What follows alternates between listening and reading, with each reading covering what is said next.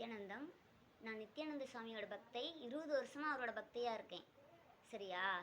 நான் நேத்து அந்த பாடகிங்கன்னு சொல்ற பொம்பளைக்கு கால் பண்ணியிருந்தேன். ஆனா அவங்க நேத்து எடுக்கல. இன்னைக்கு எனக்கு கால் பண்ணியிருந்தாங்க. நான் அட்டெண்ட் பண்ணேன். அந்த நம்பர் தான் பார்த்துட்டு உடனே அட்டெண்ட் பண்ணேன். அவங்க எவ்வளவு மோசமான வார்த்தைகள சொல்லி திட்டினாங்க தெரியுமா?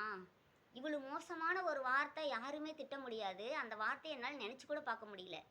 ஏன்னா அந்த பொம்பள அவளுக்கு கேவலமா இருந்தா மட்டும் தான் அந்த வார்த்தைய யூஸ் பண்ண முடியும்.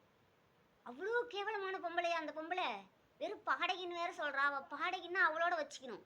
சரியா? மத்தவங்க கிட்டலாம் அது சொல்லக்கூடாது. பணம் சம்பாதிக்கிறதுக்கு எத்தனையோ வழி இருக்கு. ஏன் எங்க சாமியை வச்சு பணம் சம்பாதிக்கிறீங்க? திருவண்ணாமலையிலயோ இல்ல மத்த உலகத்துல இருக்கிற எல்லா ஆசிரமத்திலையும் போய் பாருங்க. எத்தனை லட்சம் கோடி பேத்துக்கு அன்னதானம் நடக்குது தெரியுமா? வயிறார சாப்பிட்டு போறாங்க தெரியுமா? ஒரு நாள் அந்த அன்னதானத்தை போய் நீ சாப்பிட்டு பாரு, உனக்கு புத்தியாவது வரும். சரியா? எங்க சாமியை திட்டுற உனக்கெல்லாம் என்ன ரைட்ஸ் இருக்கு சொல்லு. நீ யாரு எங்க சாமியை திட்டுற அளவுக்கு? அவர் யாருன்னு உனக்கு தெரியுமா? அவர் திட்டினா உனக்கு எவ்வளவு கர்மம் வந்து சேருன்னு உனக்கு தெரியுமா? நீ என்ன பெரிய இவளா? நீ எவ்வளோ இருந்தால் உன்னோட நீ வச்சுக்கணும். சரியா? எங்கள் சாமி திட்டுறதுக்கான ரைட்ஸ் உனக்கு கிடையவே கிடையாது. நாங்கள் யாரும் உனக்கு கொடுக்கவும் இல்லை. மறுகதையே அந்த அந்த வீடியோவை எடுத்துரு. இல்லைன்னா ஒரு வீடியோ மன்னிப்பு கேட்டு வீடியோ போடுற. இல்லைன்னா நீ இந்த உலகமே உன்னை சும்மா விடாது. அது மட்டும் இல்லாமல் இந்து மதத்தை பேசுறதுக்கு நீ யாரு சொல்லு. நீ யாரை சேர்ந்தவ? யார்கிட்ட படம் வாங்கி இப்படிலாம் பேசுகிற?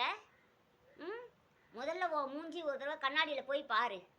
அப்போ தெரியும் நீ எவ்வளோ கேவலமானவன்னு. சரியா? இவ்வளோ மோசமாக கூட ஒரு பொம்பளை பேச முடியும்?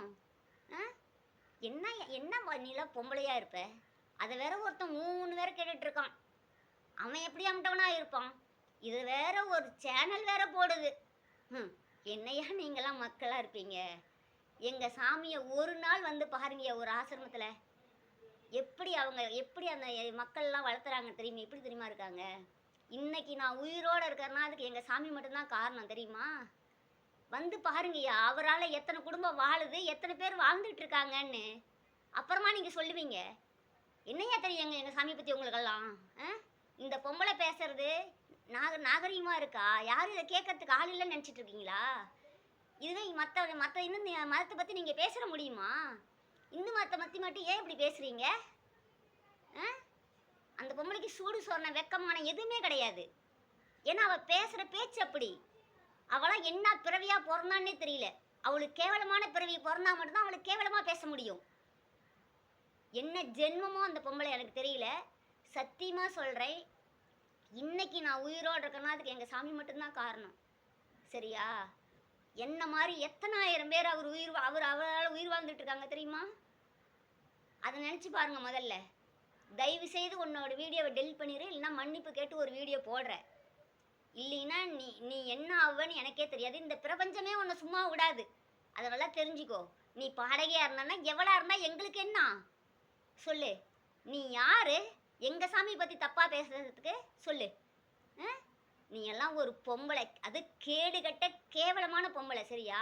இந்த மாதிரி வார்த்தையை கூட எங்கள் சாமி எங்களை யூஸ் பண்ண மாதிரி வளர்த்தி வச்சிருக்காரு. ஆனால் எங்களால் தாங்க முடியல நீ இப்படிலாம் பேசுகிறத பார்த்து. அதனால தான் நாங்கள் இப்படிலாம் பேச வேண்டியதாக இருக்குது.